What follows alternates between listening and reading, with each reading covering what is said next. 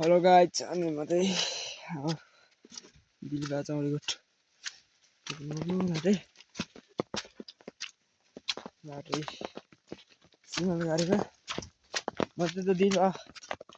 खोलाबाट कति लाग्छ समय गाइज हो म त सुइस हिँड्छु कति लाग्छ होइन गाइज म त अर्को केटा चाहिँ उडिसक्यो त त्यही नभए भोलिपत्र जानको लागि घोडा मानौँ भनेर भनेको गाई छैन अनि अब ठ्याक्कै म बिलबा चौडीकोट पुग्नु बाटो गाई छ त्यस्तै छ बाटो सो गाई छैन हो त उतै चौडीकोट चाहिँ हिलोमा छ बाटो हिँड्ने चाहिँ अनि अब चौडीहरू कस्तो छ गाई तर देखाउँछु हो चौडी राम्रो छ भने राम्रो भनिदिनु होला गाई छ कमेन्टमा हेर्नु राम्रो भनिदिनु होला होइन मेरो भिडियो कस्तो लाग्यो राम्रो छ भने सब्सक्राइब हान्नु होला गाई अब नराम्रो के छ होइन र दिलबामा चाहिँ यस्तो अब रातिको मौसम त्यस्तै हुन्छ है गाई बेलुका बेलुकाको मौसम हाम्रो केटा चाहिँ गाई छोरतिर फोरतिर छ मभन्दा धेरै उडीको क्या गाई छ चाहिँ होइन अनि नाम के अरे केटा ए केटा लाग्यो यो त हाम्रो अभिलाषको बाबु भन्नेको चाहिँ गाई छ चौडीहरू कस्तो कस्तो हुन्छ म देखाइदिन्छु तपाईँलाई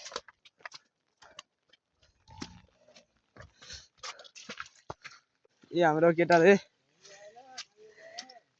एकदम के अरे जेलाई पनि माया गर्छ क्या मेरो भान्जाले चाहिँ यो चौडी एकचोटि माया गर नि त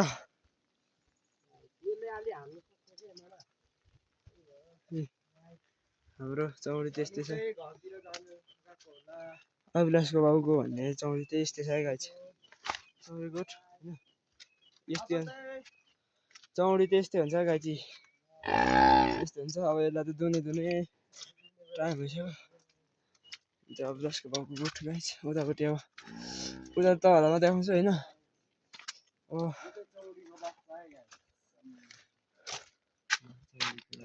ए चौडीको बच्चा गाई छ यो चाहिँ चौडीको बच्चा है यो चौडी बिउ त्यो लोकल तर ऊबाट हुर्केको क्या गाई छ चौडीको बाछा अरे हेर्नु है ए यसपालिको बच्चा अरे राम्रो तर यिनीहरूको नाम चाहिँ के मलाई थाहा छैन गाई छैन उसले अब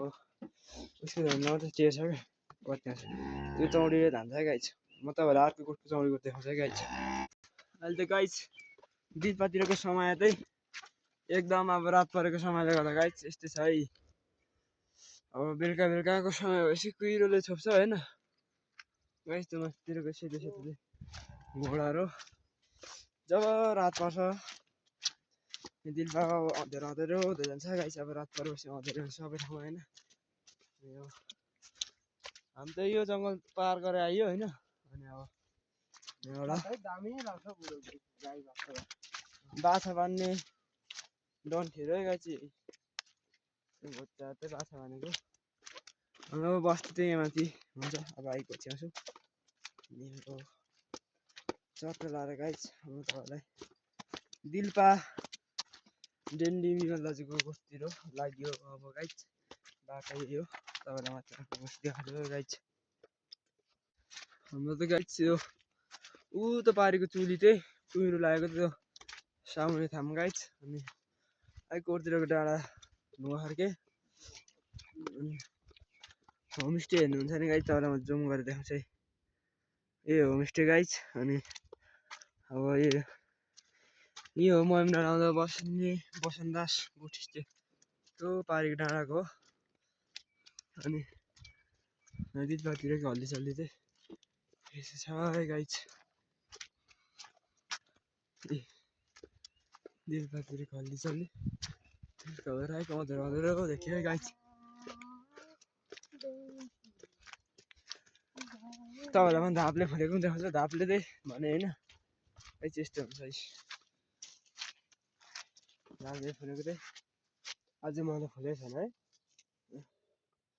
मेरो दिलपामा धाप्दै खेती मात्रै सकै गाई छ यस्तो छ होइन धाप्दै मात्रै सकै गाई छ यता चाहिँ